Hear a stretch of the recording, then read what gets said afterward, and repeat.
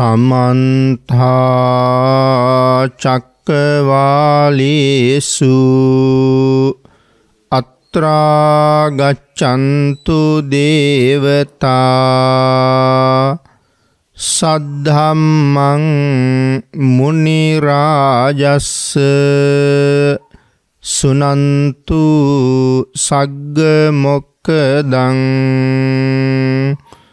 ධම්මස්සවන කාලෝ අයං බදන්තා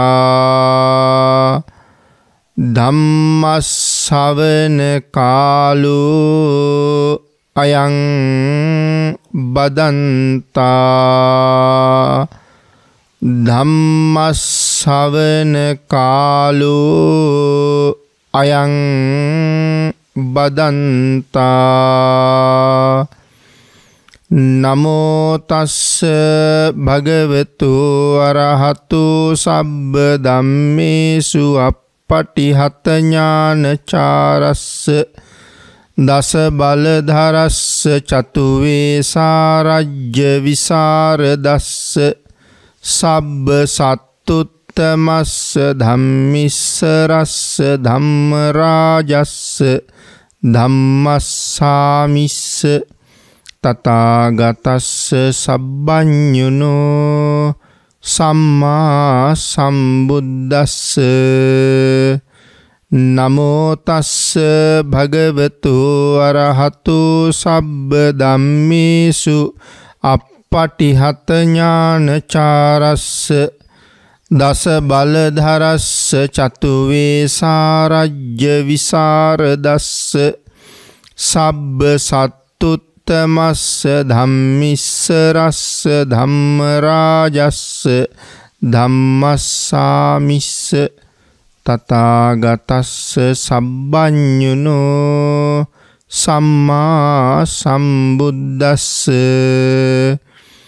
නමෝ තස්ස භගවතු අරහතු සබ්බ ධම්මේසු අප්පටිහත ඥානචාරස්ස දස බලධරස්ස චතු වේසාරජ්‍ය විසරදස්ස සබ්බ සත්තුත්තමස්ස ධම්මිස්සරස්ස ධම්මරාජස්ස ධම්මස්සාමිස්ස තථාගතස්ස සබ්බඤුනෝ සම්මා සම්බුද්දස්ස සද්ධර්ම ශ්‍රාවක සදහවත් කාරුණික පින්නතුනි සියලු දෙනාම බොහෝම ශ්‍රද්ධාවෙන් සූදානම් වෙලා ඉන්නේ තිලෝගුරු ශාන්තිනායක සම්මා සම්බුදුරජාණන් වහන්සේ විසින් දේශනා කොට වදාළ පරම ගම්බීර වූ ශ්‍රී සද්ධර්ම රත්නයෙන් අබමල් රේණුවකටත් වඩා අඩු බොහෝම පුංචි කොටසක් දේශනා කරවගෙන ධර්ම ගෞරවයේ පෙරදරි කරගෙන දේශනාගත ධර්මයේ ශ්‍රවණය කරන්නත් එසේ ධර්ම ශ්‍රවණය කිරීමෙන් ලැබෙන අවවාද අනුශාසනා තම තමන්ගේ ජීවිතවලට එකතු කරගෙන වඩාත් නිවැරදි මෙලව ජීවිතයක් සකස් කරගන්නත් නිවැරදි වුණ මෙලව ජීවිතයක් තුළින් සුගතිගාමී වූ පරලොව ආයති භවයකින් සැනසෙන්නත් අවසානයේ ප්‍රාර්ථනා කරන බෝධියෙන් සැප සහිත ප්‍රතිපදාවෙන් ඊ타ම ඉක්මන් භවයක උතුම් චතුරාර්ය සත්‍ය ධර්මය අවබෝධ කරගෙන මේ සංසාරයෙන් එතර වීමේ බලාපොරොත්තුවත් ඇතුව ඒ උතුම් බලාපොරොත්තු උතුම් ප්‍රාර්ථනා එලෙසින්ම මුදුන්පත් කර ගැනීම සඳහා මේ උතුම් වූ ධර්ම දානානිසංසයත් ධර්ම ශ්‍රවණානිසංසයත් ඒ වගේම ඔබේ ජීවිත කාලය තුල ඔබ සිද්ධ කරගත්ත සියලුම කුසල ධර්මයන්ගේ ආනිසංසයත් හේතු වේවා කියලා ප්‍රාර්ථනා කරනවා. පින්නතුනි ඔබට මතක ඇති ප්‍රඥා නාලිකාව තුලින් පහුගිය දවසක අපි සාකච්ඡා කරන්න යෙදුන මේ අපේ බුදුරජාණන් වහන්සේට තථාගත කියලා කියන්නේ ඇයි කියන කාරණාව. මේ තථාගත කියන වචනය ආකාර 8කින් සමන්විතයි. අපි මුල් ධර්මදේශනාවේදී ඒකේ පළවෙනි ආකාරය මොකක්ද කියලා සාකච්ඡා කළා. ඒ පළවෙනි ආකාරය තමයි තථා ආගතෝති තථාගතෝ. ඒකේ තේරුම පෙර බුදුවරු පැමිණි හේයින්ම අපේ භාග්‍යතුන් වහන්සේ පැමිණි නිසා තථාගත කියලා කියනවා. එතකොට අපි අද ධර්මදේශනාවෙන් පැහැදිලි කරන්න කල්පනා කළා ඇයි බුදුරජාණන් වහන්සේට තථාගතෝති තථාගතෝ කියලා කියන්නේ. මේක තමයි දෙවැනි ආකාරය. එසේ ගිය හේයින් තථාගත නම් මනසේක. පළවෙනි එකේ සඳහන් කළේ එසේ පැමිණි හේයින් තථාගත නම් මනසේක. දැන් කියන්නේ එසේ ගිය හේයින් තථාගත නම් මනසේක. කෙසේ ගිය හේයින්ද? පෙර බුදුරජාණන් වහන්සේලා යම්සේද එසේම ගිය නිසා තථාගත කියලා කියනවා කියලා තමයි සඳහන් කරන්නේ. එහෙනම් තථා ආගතෝති තථාගතෝ. උපන් මොහොතේම විපස්සී ආදී බුදුරජාණන් වහන්සේලා යම් විදිහකින් වැඩිසේක්ද ඒ විදිහෙන්ම තමයි අපේ භාග්‍යතුන් වහන්සේත් වැඩම කොට වදාළේ. විපස්සී, සිකී, වෙස්සබු, කකුසඳ, කෝණාගම, කාශ්‍යප මේ ආදී බුදුරජාණන් වහන්සේලා බෝසතාණන් වහන්සේ හැටියට මෙලොව ඉපදිච්ච වෙලාවේ උන්වහන්සේලා යම්සේ වැඩම කළාද? පින්නතුනි ඊටත් කලින් ඉඳලා තවත් මහ බෝසත්වරු මේ ලෝක ධාතුවේ කොයිතරම් පහළ වෙන්නේ නැද්ද? ඒ සියලුම බෝසතාණන් වහන්සේලා ඉපදිච්ච මොහොතේ යම් ක්‍රියාකාරකමක් දැක්වුවාද? ඒ සියල්ලම එකසේම සිද්ධ වෙන දේවල්. මෙතන අර සත් බුදුරජාණන් වහන්සේලා පිළිබඳව සිහිපත් කරන තැන බුදුරජාණන් වහන්සේලා 6 නමකගේ නම් සිහිපත් කරලා මෙන්න මෙසේ පැමිණි නිසා අපේ භාග්‍යතුන් වහන්සේත් උන්වහන්සේලා එසේ ගිය නිසා අපේ භාග්‍යතුන් වහන්සේත් එසේම ගියා කියන කරුණු සඳහන් කළාට අතීතයේ පහළ වෙච්ච සෑම බෝසතාණන් වහන්සේ නමකගෙම අන්තිම ජීවිතේ කොහොමද ඉපදුන මොහොත කියන කාරණාව තමයි මෙතන පැහැදිලි කරන්නේ. එමන සඳහන් කළේ විපස්සී ආදී බුදුරජාණන් වහන්සේලා යම් විදියකින් වැඩිසේක්ද? ඒ කොයි විදිහෙන්ද පින්නතුනි? මහබෝසතාණන් වහන්සේ මේ ලෝකේ පහළ වෙනකොට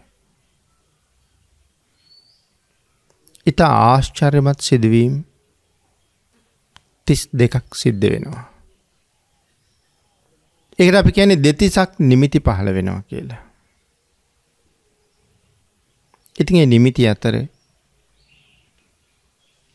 එක නිමිත්තක් තමයි මේ මුළු මහ පොළොවම සම්පූර්ණ නෙළුම් මල් වලින්ම වැහෙනවා. පින්නතුනි ලෞතර බුදුරජාණන් වහන්සේ සරණ යන්න කොයිතරම් අමාරුද? ඒ බව මනාව කියාපාන තව තැනක් මෙතන. මොකද අමාරුයි කියලා කියන්නේ මේ වාගේ කරුණු ශ්‍රද්ධා මාත්‍රයෙන් පිළිගන්න පුළුවන් අය ලෝකෙ හුඟක් අඩුයිනේ. ඉතින් ඒ නිසා මේ මුළු මහ පොළොවම තනිකරම නෙළුම් මලින් වැහුණා කියලා කියහම සමහර වෙලාවට මල් ආසනයක් නෙළුම් මලින් වහන්න මල් ටිකක් හොයාගන්න බැරි අය මේ වාගේ කරුණු කොච්චර සැක කරයිද?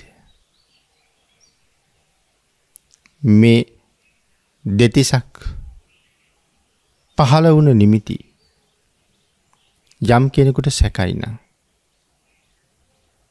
ඒකෙන් කියවෙන්නේ ඔහු තාම විතිකිච්ඡාවෙන් යුක්තයි. ඒ කියන්නේ භාග්‍යතුන් වහන්සේ පිළිබඳව තියෙන සැකය තාම හරියටම නිවැරදිව ඔහුට නිවැරදි වෙලා නැහැ. නැත්නම් නිවැරදිව තහවුරු වෙලා නැහැ භාග්‍යතුන් වහන්සේ කියන්නේ කවුද කියලා. ආන්ගේ හඳුනා නොගැනීම නිසා මෙවන් කරුණු සැක උපදවනවා. නමුත් පින්නතුනි අපි මේ ලෝකෙ උපදිනකොට කිසිම විශේෂ දෙයක් සිද්ධ වුණේ නැහැ. අපි ඉපදුන විදිහමයි මහබෝසතාණන් වහන්සේ ඉපදින කොටත් කියලා කෙනෙක් කල්පනා කරනවා නම් ඒක ලොකු වරදක්. අපිට නොතේරෙනකමයි තියෙන්නේ. දැන් මේ කාලේ බලන්නකෝ. පෞගිය කාලේ බුද්ධ පූජාව පිළිබඳව ලොකු විවේචන සමාජ මාධ්‍ය තුල තිබ්බනි. ධර්මය දන්නේ නැති අය, ධර්මය ඉගෙනගෙන නැති අය, නොදන්න කාරණා කතා කරන්න ගිහිල්ලා මොනතරම් පව් සිද්ධ කරගත්තද? තමන්ට හිතෙන විදිහට තමන්ගේ සිතුවිලි වලට අනුව තමන් එක්ක සංසන්දනය කර කර බුදුරජාණන් වහන්සේ පිළිබඳව කතා කරන්න ගියාම අපිට දන්නේ නැතුවම පව් පිරෙනවා. මොකද උන්ක කෙනෙක් අහන්නේ බුද්ධ පූජාව සම්බන්ධයෙන් මේ කතාව ඇදිලා තිබුණේ. හුඟක් කෙනෙක් අහන්නේ කොතනද බුදුරජාණන් වහන්සේ බුද්ධ පූජාව කරන්න කියලා තියෙන්නේ කියලා. පින්නතුනි ඉස්සරළම ධාතුන් වහන්සේලාට බුද්ධ පූජාව කළේ මහා කාශ්‍යප මහරහතන් වහන්සේ.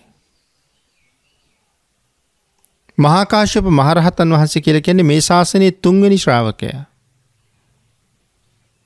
මොනතරම් පුණ්‍යවන්තයිද කියන කාරණාව ධර්මයේ තුලින් ඔබ මහලා ඇති. දේශනාවල් වලින් පැහැදිලි කරලා තියෙනවා. එන කොතනද බුද්ධ පූජාව තියන්න කිව්වේ කියන කාරණාව අහනවා නම් අහන්න තිබුණා හසගෙන්.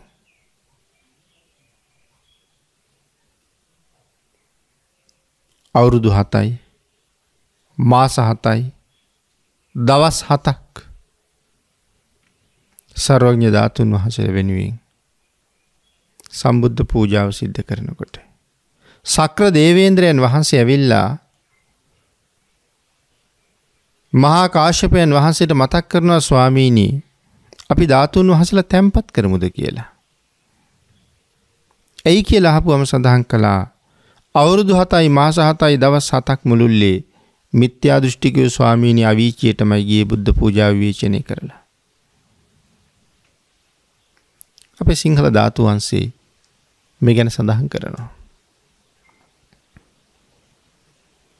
ඉතින් ඒ නිසයි මම සඳහන් කළේ භාග්‍යතුන් වහන්සේ ගැන හරියට කරුණු කාරණා නොදැන පෞගේ කාලේ මං හිතන්නේ බොහෝ දෙනා විශාල වශයෙන් පව් රැස් කරගත්තා කියලා. නිරේට පාර හදාගත්තා කියලා. ඉතින් ඒ වගේ භාග්‍යතුන් වහන්සේ ගැන අපි නොදන්න කරුණු කොච්චර තියෙනවද? අන්න ඒක නිසා සැක කරන්නේ නැතුව මේ ධර්මයේ තුල භාග්‍යතුන් වහන්සේ ගැන යමක් පැහැදිලි කරලා තියෙනවා නම් ඒ කාරණාව එසේම දරණ එක තමයි අපිට කරන්න තියෙන්නේ. ඉතින් ධර්මයේ පැහැදිලි කරනවා දෙතිසක් නිමිති පහළ වෙනවා මේ ලෝකෙ උපදිනකොට. ඉතින් එයින් එකක් තමයි මේ මහා පොළොවම නෙළුම් මලින් වැහෙනවා කියන කාරණාව.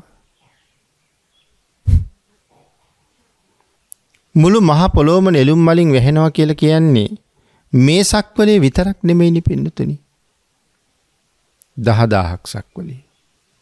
10000ක් සක්වලවල් වලම සිද්ධ වෙන විපර්යාසයක් තමයි මෙතන මේ සඳහන් කරන්නේ. එතකොට තව සක්වලක් කොහෙද තියෙන්නේ? බුද්ධ රාජ්‍ය කියලා කියන්නේ සක්වලවල් කෝටි ලක්ෂයක්.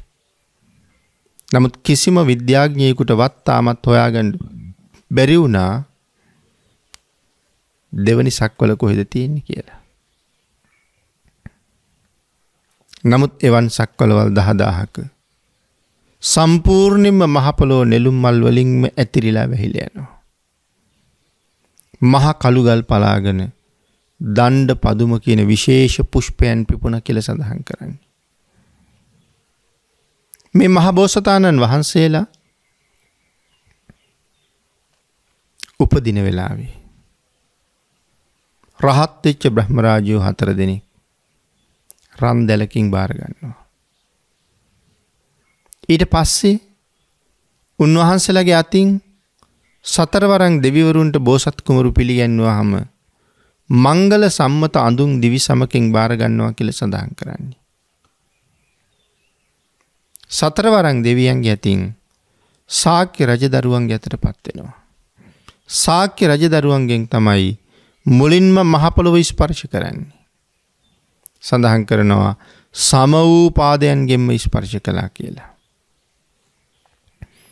ඒ සම වූ පාදයන්ගෙන්ම ස්පර්ශ කළා කියලා කියන්නේ පිළිතුර අපේ පාදය සම්පූර්ණයෙන්ම බිමට පිහිටන්නේ නැහැ. මොකද අපේ පාදේ මැද යම් කොටසක් තියෙනවා මදක් ඉස්සිලා ගිහිල්ලා තමයි තියෙන්නේ. විලුඹත් ඉදිරි ඇඟිලි තියෙන කොටසත් හොඳට පොළොව ස්පර්ශ කරනවා. ඔය අතර ප්‍රමාණය පොඩි ප්‍රමාණයයි පොළොව ස්පර්ශ කරන්නේ. එහෙම නෑ බෝසතාණන් වහන්සේගේ. සම්පූර්ණයෙන්ම මහ පොළොව ස්පර්ශ කරනවා. කිසිම තැනක අතුරු සිදුරක් නැහැ. මහ බෝසතාණන් වහන්සේ ශාක්‍ය රජදරුවන්ගේ අතින් මහ පොළොව ස්පර්ශ කරලා උන්වහන්සේ බලනවා මේ විශ්ව ධාතුවේ මට වඩා උසස් අය ඉන්නේ කවුද කියලා. හැම පැත්තම බලනවා. බලන පැත්තෙන් දෙවියෝ ഘോഷා කරලා ප්‍රකාශ කරනවා මහ බෝසතාණන් වහන්සේ. ඔබ වහන්සේට වඩා උසස් කෙනෙක් තබා ඔබ වහන්සේට සමාන කෙනෙක්වත් මේ විශ්වයේ නැහැ කියලා. දෙවියන් බඹුන් මරුන් සහිත මේ විශ්ව ධාතුවේ කොහෙවත් නැහැ. තමන් වහන්සේට වඩා උසස් අය කවුරුවත් නැහැ කියලා පැහැදිලි කරාම අවබෝධ කරගත්තාම උන්වහන්සේ අර නෙළුම් මල් මතින් ඉදිරියට පියවර 7ක් වැඩම කළා. පියවර 7ක් වැඩම කරලා අභීත සිංහනාදයක් කළා. මෙන්න මේ වෙලාවේ මහා කල්ප 17000ක් ආයු වළඳන. ඒ වගේම මහා කල්ප අති දීර්ඝ කාලයක් මහා කල්ප 16ක් විතර ආයු වළඳපු මේ බ්‍රහ්ම රාජ්‍යෝ රහතන් වහන්සේලා විශේෂයෙන් සඳහන් කරන මහා කල්ප 16000ක් විතර ආයු වළඳන බඹලොව වැඩ ඉන්න මේ විශේෂිත මහ බ්‍රහ්මයෝ එදා බෝසත් උපතට ඇවිල්ලා බෝසතාණන් වහන්සේට දන ගහලා වැඳලා ස්වාමීනි ඔබ වහන්සේට වඩා උසස් කෙනෙක් තබා සමානෙක්වත් නැහැ. ඉතින් මෙහෙම ප්‍රකාශ කරනවා. රහතන් වහන්සේලා පවා වැඳලා තියෙනවා. ඒ කියන්නේ ඒ කාලේ මනුස්ස ලෝකේ රහතන් වහන්සේලා නැහැ. නමුත් දෙවියන් අතරේ හිටියා. තුසිත දිව්‍ය ලෝකේ. මහබෝසත්වරු වැඩ ඉන දිව්‍ය ලෝකයක්. මාර්ගඵලලාභීන් වහන්සේලා වැඩ ඉන්න දිව්‍ය ලෝකයක්. එතකොට ඊට අමතරව සඳහන් කරනවා සුද්ධාවාසවල රහතන් වහන්සේලා ඇති තරම් වැඩ හිටියා. ආන්ගෙයින් වැඩිය මහා කල්ප 16000ක ආයු වළඳන මහරහතන් වහන්සේලා මහා බෝසතාණන් වහන්සේ ළඟ උපන්න මොහොතේම දණින් වැටිලා ස්වාමීනි ඔබ වහන්සේට වඩා උසස් කෙනෙක් තබා සමාන කෙනෙක්වත් නැහැ. ඊට පස්සේ තමයි උතුරු දිශාවට පියවර 7ක් වැඩම කරලා සිංහනාදයක් කළේ. අග්ගෝ හමස් මිලෝකස්ස ජෙට්ටෝ හමස් මිලෝකස්ස සෙට්ටෝ හමස් මිලෝකස්ස අයමන්තිමා ජාති නත්තිදානි පුනබ්බවෝ. මේ සිංහනාදය කළේ තමන්ට වඩා උසස් වෙනත් කිසිම කෙනෙක් නෑ කියන කාරණාව මනාව පැහැදිලි කරමින්. ඉතින් එහෙම ශ්‍රේෂ්ඨ සිංහනාදයක් සිද්ධ කරපු මහබෝසතාණන් වහන්සේ. ඒ සිංහනාදය කරන්න මල් මතින් වඩිනකොට අලුත උපන් බිලිඳෙක් යම්සේ ගමන් කළා දෙසේම ගමන් කළා කියලා සඳහන් කරන්නේ. ඒ කියන්නේ නූල් පොටක්වත් වස්ත්‍ර කැබැල්ලක් ඇඟේ තිබුණේ නැහැ කියලා සඳහන් කරන්නේ. ඒක අට කතාවේ විශේෂයෙන් පැහැදිලි කරනවා වස්ත්‍ර දරන්නේ නැතුවමයි වැඩියේ කියලා. නමුත් ඒ තරම් සිඟිති කාලේ මුළු ලෝකෙම Tamanට නතු කරගෙන තිබුණා. ඒකයි රහතන් වහන්සේලා පවා වන්දනා කළා. වින්නතුනි ඊළඟට සඳහන් කරනවා තවත් කරුණු රාශියක් මේ කාරණාව පැහැදිලි කරන්න. ඒ කාරණා අතර සම වූ පාදයන්ගෙන් පොළව ස්පර්ශ කිරීම මොකක් සඳහා හේතු වෙනවද? මොකක්ද ඒකේ විශේෂ ලක්ෂණය? සම වූ පාදයන්ගෙන් මහ පොළව ස්පර්ශ කිරීමේ සුවිශේෂී ලක්ෂණයක් තියෙනවද? අන් අයට නැති සම වූ පාදයන්ගෙන් මහ පොළොව ස්පර්ශ කරන ලක්ෂණයේ ගුණය අරගෙන උප්පත්තිය ලැබුවේ මොකක් නිසාද? සඳහන් කළා සතර ඊර්ධිපාද ප්‍රතිලාභයට පූර්ව නිමිත්තක් කියලා. ඡන්ද, චිත්ත, විරිය, විමර්ශ. මේවට කියන සතර ඊර්ධිපාද කියලා.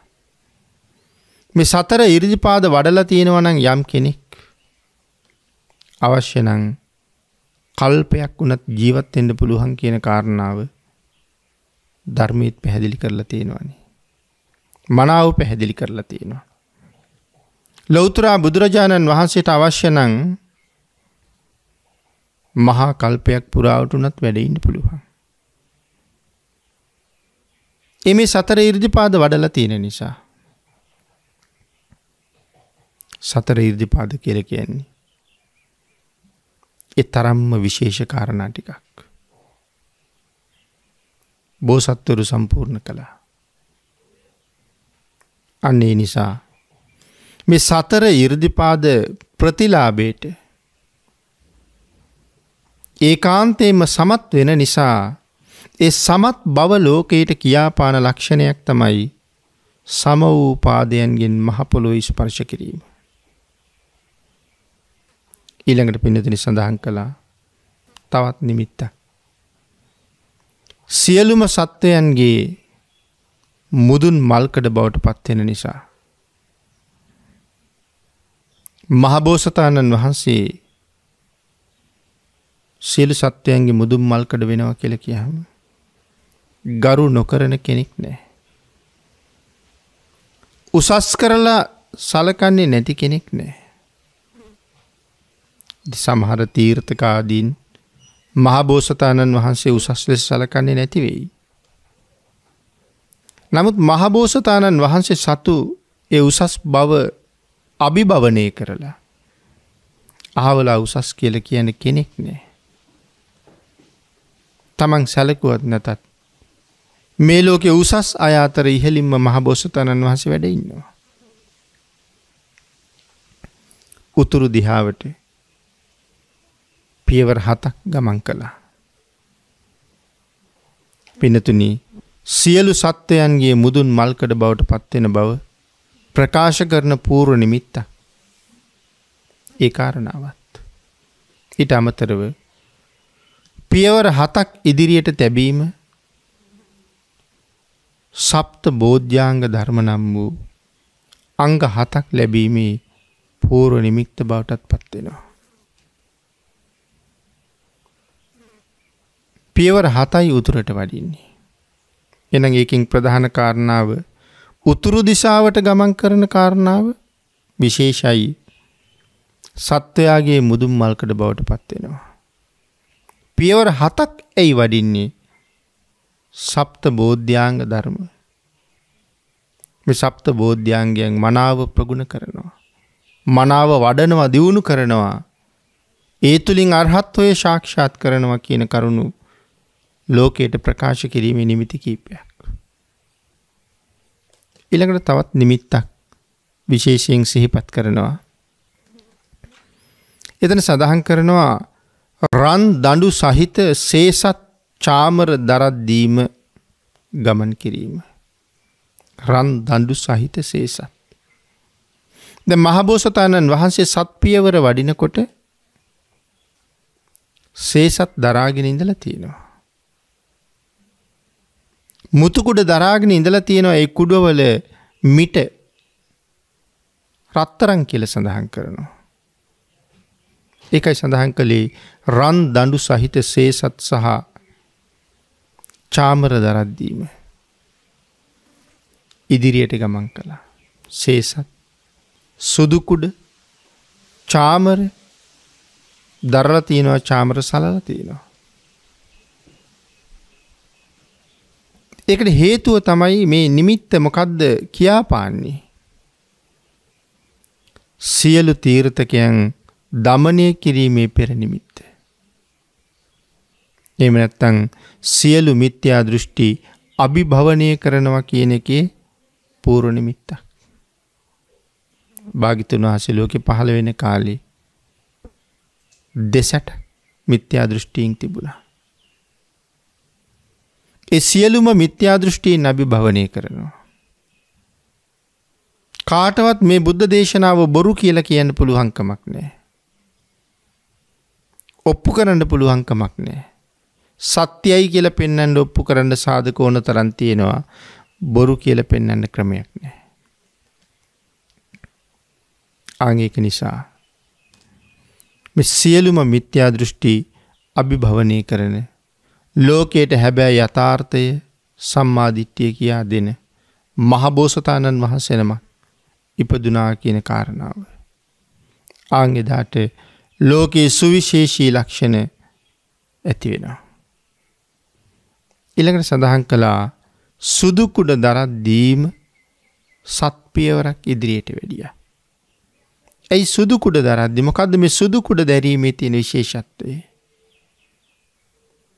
සුදු කුඩ දැරීමේ විශේෂත්වය තමයි මේ උපන්න කෙනා අනිවාර්යෙන් දවසක සව් කෙලෙස් නැසලා රහත් ඵලයට පත් වෙනවමයි කියන කාරණාව මනාව ප්‍රත්‍යක්ෂ කරනවා. මේ සුදු කුඩ දැරීම තුලින් ඊළඟ නැවත සඳහන් කරනවා සියලු දිශාවල්ම බලනවා. සත් පියවර වඩින්න කලින් සිව් දිශාවම බැලුවා. අට දිශාවම බැලුවා. උඩ යට ආදී මේ සියලු දිශාවල් බලන්නේ ඇයි? තමන්ට වඩා උසස් කෙනෙක් ඉන්නවද කියලා බලන්නේ. තමන්ට වඩා උසස් කෙනෙක්. තමන්ට වඩා උසස් කෙනෙක් ඉන්නවා නම් අනිවාර්යයෙන්ම ගරු කරන එක ඥානවන්තයාගේ සිරිතයි.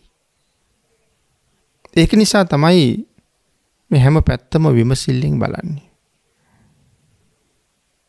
ඊළඟට සඳහන් කරනවා ඒ සියලු දිශා මනා විමසිල්ලෙන් බැලීමේ තවත් එක ලක්ෂණයක් තමයි සර්වඥතා ඥානය. තමන් විසින් ලබා ගන්නවා කියන කාරණාව. ඒ සර්වඥතා ඥානය තමන් විසින් ලබා ගන්නවා කියලා සඳහන් කරාම තමන්ට සර්වඥතා ඥානයක් ලැබෙනවා කියලා නෙමෙයි සඳහන් කළේ. එහෙනම් මහබෝසතාණන් වහන්සේ මා විසින් සර්වඥතා ඥානය ලබනවා කියන කාරණාව ලෝකයට ප්‍රකාශ කරන්නයි මේ සියලු දිසාවල් මනාවම බලන්නේ. මනාව බලනවා කියලා කියන්නේ පරීක්ෂාකාරීව බලනවා. මේ කාලේ නම් මහ විශාල වශයෙන් මේ කරුණු ඉස්මතු වෙලා නොතිබුණත් සාකච්ඡා නොකළත් ධර්මයේ තුල මනාව පැහැදිලි කරලා තියෙනවා. ඊළඟට සඳහන් කළා ආගතෝ හමස්මි ලෝකස්ස. ඒ පින්නතුනි මේ කියන්නේ ආගතෝ හමස්මි ලෝකස්ස. සිංහනාදයේ ධර්ම චක්‍රයේ පැවැත්වීමේ පූර්ව නිමිත්තයි. හත් පියවරක් මල් මතින් ඉදිරියට වැඩිය. සුදු කුඩ දරද්දීම ඉදිරියට වැඩිය. සියලු දිසා මනාව බලමින් සර්වඥතා ඥානය පසක් කරගන්න බව ලෝකයට මුලින්ම ප්‍රකාශ කරන්නට යෙදුණා. මේ ක්‍රියාවන් තුළින් ඊළඟට ආගතෝ හමස්මි ලෝකස්ස සිංහ රාජයෙක් වගේ ධර්ම චක්‍රයේ පැවැත්වීමේ පූර්ව නිමිත්තයි. තමන් වහන්සේ අවබෝධ කරගත් ධර්මයේ මනාව ලෝක සත්වයාට දේශනා කොට වදාලා. අල්ප මාත්‍රයක් ගුරු මුෂ්ටිය භාග්‍යතුන් වහන්සේට නැහැ. ඒ ගැනත් ආනන්දයන් වහන්සේ සමග එක සූත්‍රයකින් භාග්‍යතුන් වහන්සේ දේශනා කොට වදාලා. තථාගතයන් වහන්සේ ළඟ ගුරු මුෂ්ටි නැහැ කියලා. තමන් ඉතුරු කරගත්ත දෙයක් නැහැ. අවබෝධ කරගත්ත නම් යම් දෙයක්. ඒ අවබෝධ කරගත්ත ප්‍රමාණය ලෝක සත්වයාට දේශනා කොට වදාලා. ඒ නිසා ඉතුරු කරගත්තේ නෑ කිසිම දෙයක්. සිංහරාජයෙක් වගේ ධර්ම චක්‍රයේ මනාව පැවැත්තුවා. ඒ දේශනාව තුළ කාටවත් හදන්න දෙයක් නෑ. ඒ දේශනාව තුළ කිසි අඩුපාඩුවක් නෑ. ඒ දේශනාව තුළ මනාව පැහැදිලි කරනවා ලෞතර බුදුරජාණන් වහන්සේ මොනතරම් ශ්‍රේෂ්ඨද. සිංහනාදයේ හත් පියවරක් ඉදිරියට වැඩලා අපූරු සිංහනාදයක් නිකලී. අග්ගෝ හමස්මි ලෝකස්ස. මම මේ ලෝකයට අග්‍රයි. ඒ කියන්නේ දෙවියන් බඹුන් මරුන් සහිත ලෝකේ සියලු දෙනාටම අග්‍රයි. ජෙට්ටෝ හමස්මි ලෝකස්ස. දෙවියන් බඹුන් මරුන් සහිත ලෝකේ සියලු දෙනාම අභිභවනය කරලා තමන් ජේෂ්ඨයි. සෙට්ටෝ හමස්මි ලෝකස්ස. හැමෝම අභිභවනය කරලා තමන් ශ්‍රේෂ්ඨයි. මේක මගේ අන්තිම උපතයි. ඒ ප්‍රකාශයේ තමයි හත් පියවරක් මල් මතින් වැඩම කරලා උන්වහන්සේ එදා ගිහි කාලේ උපන්න දවසේම සිහිපත් කරන්න යෙදුනි. මේක අභීත සිංහනාදය. කාටවත් ඇවිල්ලා ඔක බොරුවක් ඔබට වඩා උසස් කෙනෙක් ඉන්නවා කියලා කියන්න පුළුවන්කමක් නැහැ. ඊළඟට සඳහන් කළා පින්නතුනි පෙර බුදුරජාණන් වහන්සේලා මෙලෙසම අනාගත පෙරනිමිති දැක් වූ නිසාත් තථාගතෝති තථාගතෝ නම් වනසේක කියලා. අතීතයේ පහළ වුණ සියලුම බුදුරජාණන් වහන්සේලාත් මේ වගේම අනාගත පෙරනිමිති දැක්කුවා. උන්වහන්සේලාට සුදු කුඩ ඉහළුවා. උන්වහන්සේලාට චාමර සැලුවා. උන්වහන්සේලා වෙනුවෙනුත් කොඩි ඉහළුණා. මේ සියලු දේවල් සම්බුද්ධ පූජාව කරන කාලේ. බොහෝ දෙනා තම තමන්ගේ ජීවිතයට ප්‍රයෝජනයට ගත්තා. ලෞතර සම්මා සම්බුදුරජාණන් වහන්සේ කොයි ආකාරද මේ කාරණාව කවදාවත් පෘථග්ජන මනසකට වැටහෙන එකක් නෑ පින්නතුනි. අන්න ඒකයි මම මුලිනුත් සඳහන් කළේ බුදුන් සරණ යන්න අපිට කොච්චර අමාරුද කියලා. මෙතන සඳහන් කළේ අනාගත පෙර නිමිති පෙර බුදුරජාණන් වහන්සේලාත් මනාව දක්වලා තියෙනවා. අපේ භාග්‍යතුන් වහන්සේත් අනාගතයේ මෙහෙමයි කියන කාරණාව මේ නිමිති වලින් මනාව පෙන්눔 කරලා තියෙනවා. ඒ නිසාත් භාග්‍යතුන් වහන්සේට තථාගත කියලා කියනවා. ඊළඟට නැවත සඳහන් කළා. විශේෂයෙන් ගාථා දෙකකින් මේ කාරණාව විස්තර කරනවා අපේ ධර්මයේ තුල. මුහුත්ත ගාතෝව ගවම්පති යතා. පින්නතුනි මුහුත්ත ගාතෝව නෙමෙයි මේක මුහුත්ත ජාතෝව විය යුතුයි. මුහුත්ත ජාතෝව ගවම්පති යතා. උතුම් වූ භාග්‍යතුන් වහන්සේත් ඉපදුන මොහොතේම. ඊතර මුහුත්ත ජාතෝව උතුම් වූ භාග්‍යතුන් වහන්සේත් ඉපදුන මොහොතේම සමේහි පාදේහි පුසී වසුන්දරං සම වූ පාදයන්ගෙන් මහ පොළව ස්පර්ශ කරන ලදසේක. අර අනාගත කාරණා ටික මේ සිහිපත් කරන්නේ. නැවත සිහිපත් කරනවා. සෝ වික්කමී සප්ත පදානි ගෝතමෝ. එයි මේ කියන්නේ ඒ ගෞතමයන් වහන්සේ පියවර 7ක් ඉදිරියට වැඩිසේක. සේතංච චත්තං අනුදාරයුන් මරුන්. ඒ වඩින වෙලාවේ ශ්වේත ඡත්‍ර ඉහළලා තිබුණා. සේසත් දරාගෙන හිටියා. මේ විදිහට මනාව උපහාරය මහබෝසතාණන් වහන්සේ වෙනුවෙන් එදා සිද්ධ වුණා. ගන්්වාන සෝ සත්ත පදානි ගෝතමෝ.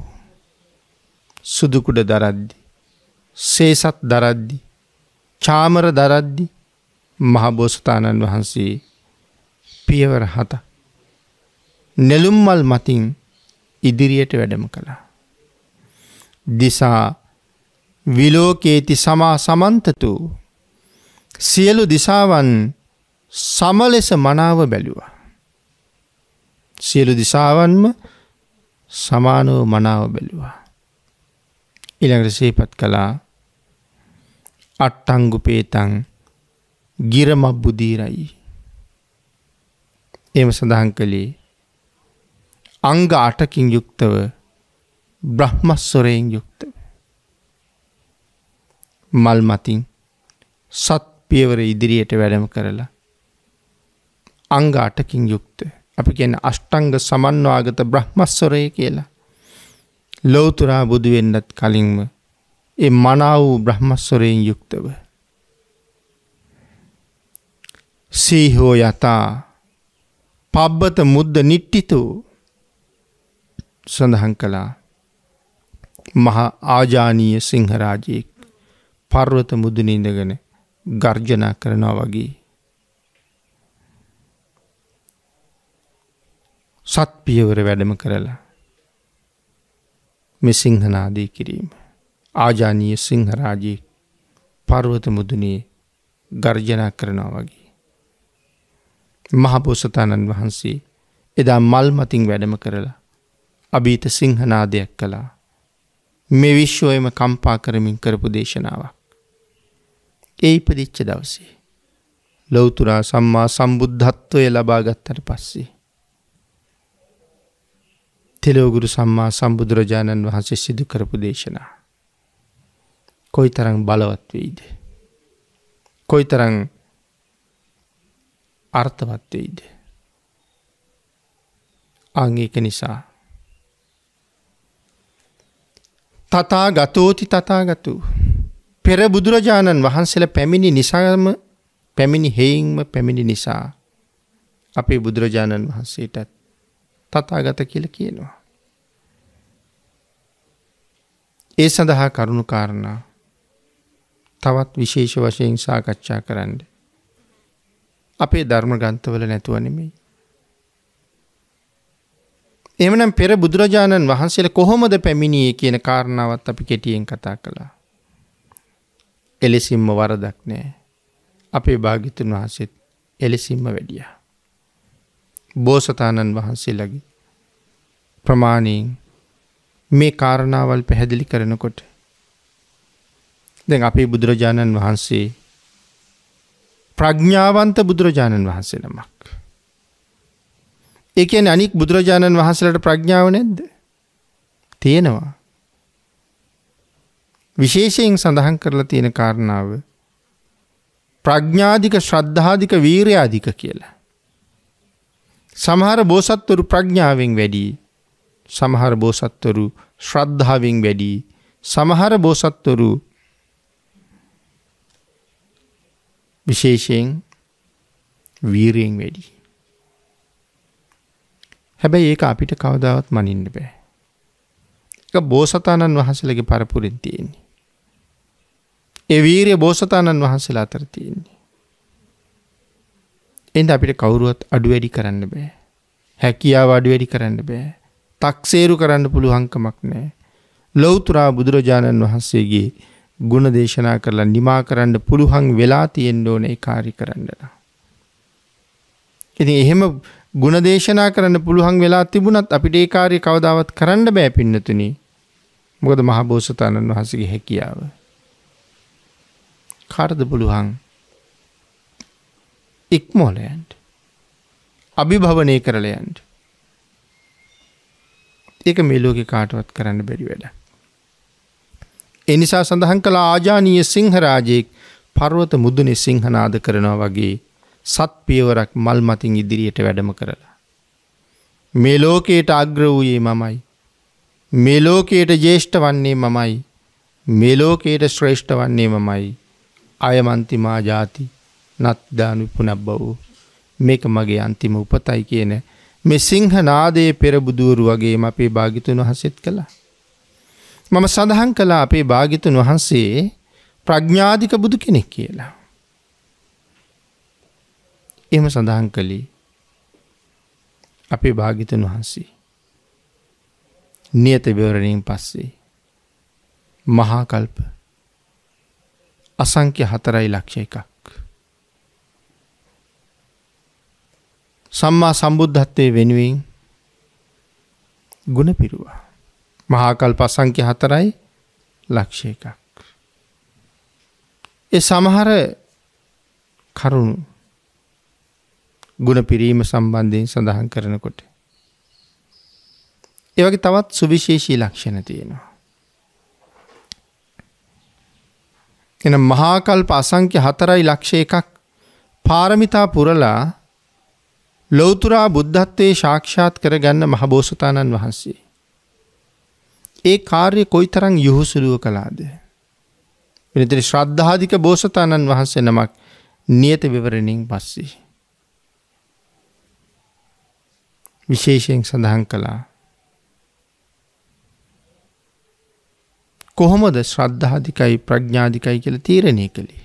නියත විවරණයෙන් පස්සේ. ඒ බුදුරජාණන් වහන්සේ බණපද 3ක් දේශනා කළා නම් 4 වෙනි බණපදයේ අහන්න කලින් රහත් වෙන්න භාග්‍ය වාසනාව තියෙන්න ඕනේ.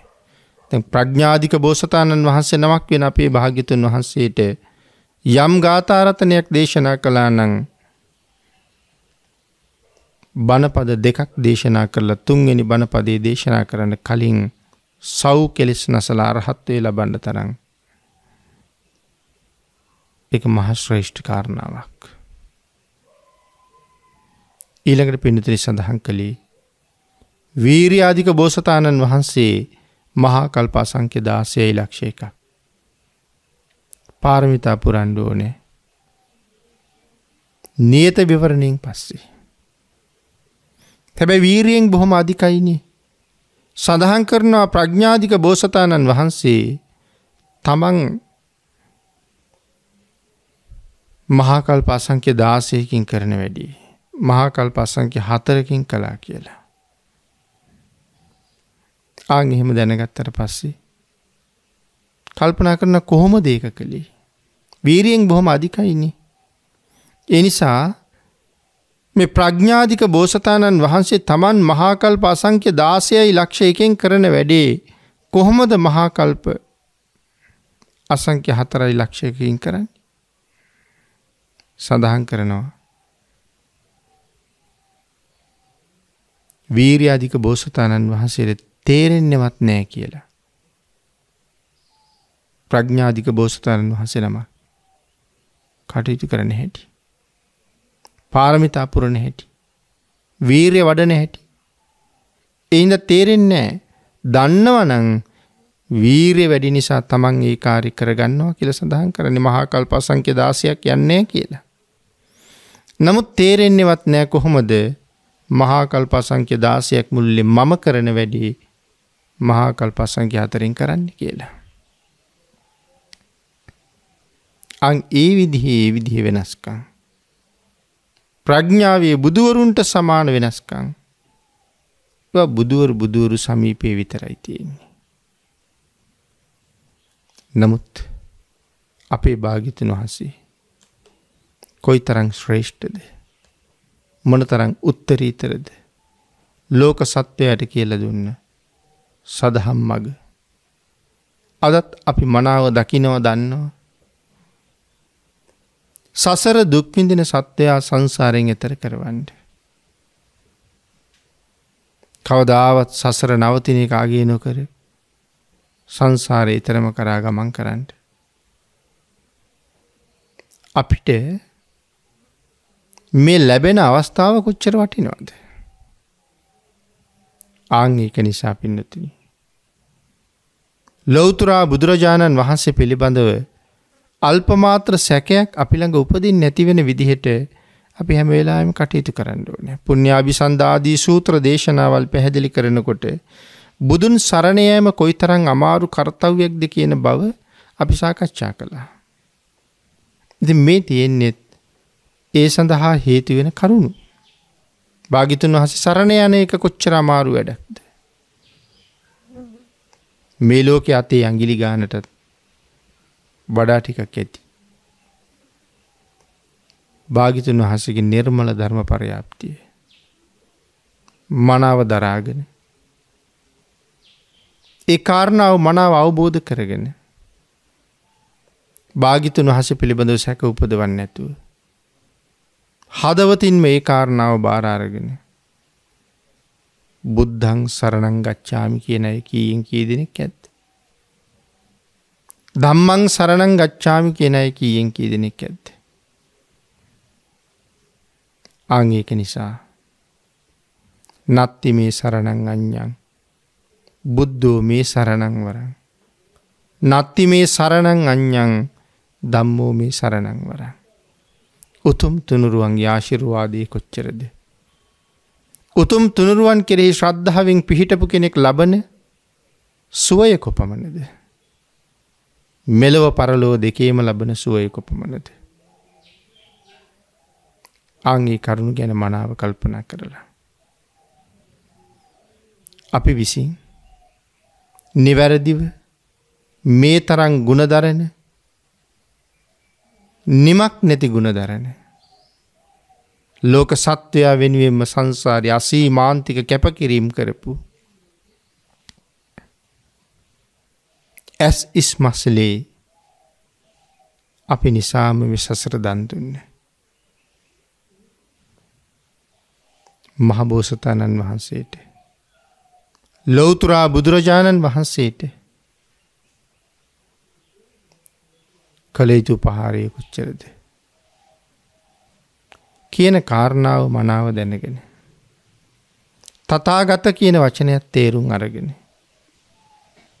අසීමිත ශ්‍රද්ධාවකින් සැකයෙන් තොරව තුනුරුවන් සරණ ගියොත් යම් කෙනෙක් මරණින් මත්තේ ඒකාන්තයෙන් සුගතිය උපදිනවා.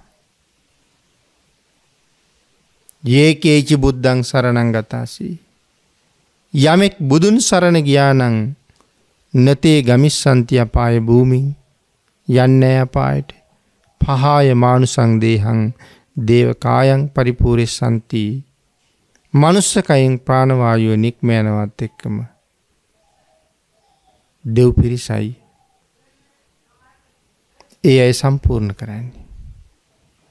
ඉතින් තුනුරුවන් සරණ යෑම කියන කාරණාව ඒ තරම් ශ්‍රේෂ්ඨයි. ඒ තරම්ම ශ්‍රේෂ්ඨතර වූ රත්නත්‍රයේ සරණ යෑම. හරියටම සිදු කර ගන්න නම් මේ සඳහන් කරපු කිසිම කාරණාවක් සැක නොකරන්න ඕනේ. විතිකිච්ඡාවෙන් තොර වෙන්න ඕනේ. පැහැදිලි විනිවිද බවක් අපි අපේ හිත තුලින් ගොඩනගා ගන්න ඕනේ. අල්ප මාත්‍රයකින් භාග්‍යතුන් වහන්සේ පිළිබඳවවත් භාග්‍යතුන් වහන්සේගේ චරිත කතාව පිළිබඳවවත් මට සැක නැහැ කියලා යම් කෙනෙක් තීරණය කළොත් එහෙම තීරණය ගත්ත ඔහු බුද්ධං සරණං ගච්ඡාමි. ඒ භාග්‍යතුන් වහන්සේව මම සරණ යමි කියලා ප්‍රකාශ කළොත් ඔහුට පුළුවන් වේවි. ඔහුට පුළුවන් වෙනවා ඒ උතුම් බෞද්ධ නම් වූ තනතුර සාක්ෂාත් කරගන්න. ඔහු මොනතරම් රැකවරණයක් තියෙන කෙනෙක්ද? එයින් හැම කෙනෙක්ම නිවැරදිව තිසරණේ සරණ ගිහිල්ලා තමන්ගේ ආගමික ලබ්ධිය තහවුරු කරගන්නවා නම් අනික් අය කරදරයට වැටෙන එක බොහොම අවම වෙනවා.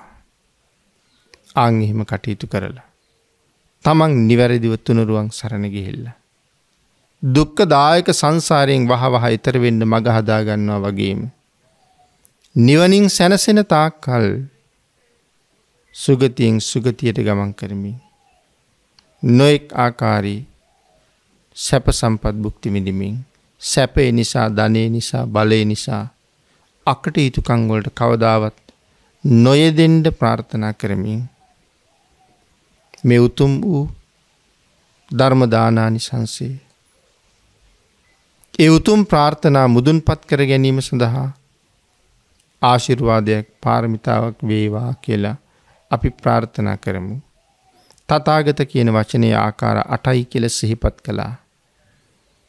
ඊතුරු ආකාර ටිකත් ඉදිරි දේශනා කීපයකදී සාකච්ඡා කරන්න බලාපොරොත්තු වෙමින් අද ධර්ම දේශනාව අපි නිමා කරමු.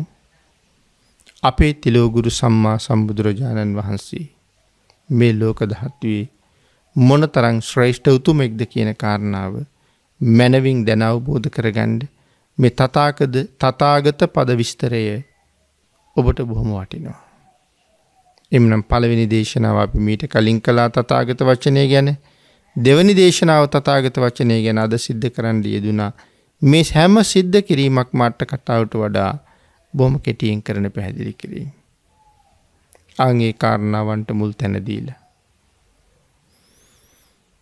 මේ සංසාරයෙන් එතර වෙන්න කටයුතු කරන්න. තුනුරුවන එකම පිහිට බවට පත් කරගන්න. ඔබට රත්නත්‍රයේ ආශිර්වාදයෙන්ම ශක්තිය, ධෛර්යය, භාග්‍ය, වාසනාව උදා වේවා කියලා ප්‍රාර්ථනා කරනවා. පින්නතුනි අද මේ උතුම් ධර්මදේශනාවේ දායකත්වයේ දරනු ලබන්නේ 2022 ජූලි මාසයේ 3 වන දිනට සිය 95 වන ජන්මදිනය සිහිපත් කරන එල්.සී. කොතලාවල මහත්මියගේ දරුවන් දෙදෙනා වන හර්ෂ කොතලාවල මහත්මයා සහ සමන් කොතලාවල මහත්මයා විසින් උතුම් අරමුණ මේ ධර්ම දේශනාවට අනුග්‍රහ කිරීමෙන්ද ඒ ශ්‍රවණය කිරීමෙන්ද ලබා ගන්නා වූ සියලුම කුසල ධර්මයන් 2022 ජූලි මාසයේ 3 වන දිනට සිය 95 වන ජන්මදිනයේ සිහිපත් කරන එල්.සී. කොතලාවල මෑණියන්ට නිදුක් නිරෝගී සුවපත් භාවයේ සහ දීර්ඝායුෂ සම්පන්නිය ලැබීම පිණිසම මේ කුසල් හේතු වේවා.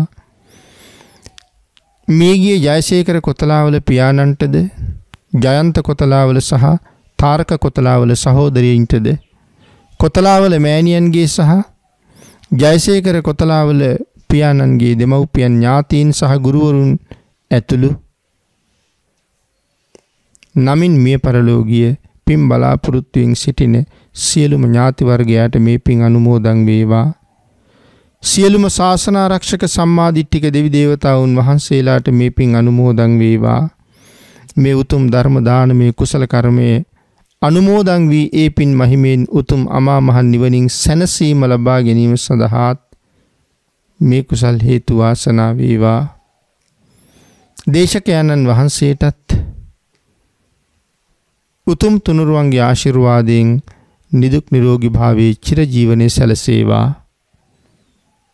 අපි සියලු දෙනාටම ඊ타ම ඉක්මන් භවයක ඊ타මත්ම කෙටි කාලයකින් සැප සහිත ප්‍රතිපදාවකින් උතුම් අමා මහ නිවනින් සැනසීම ලබා ගැනීම සඳහා මේ සියලු පුණ්‍ය ධර්මයන් හේතු වාසනා වේවා කියලා ප්‍රාර්ථනා කරමු.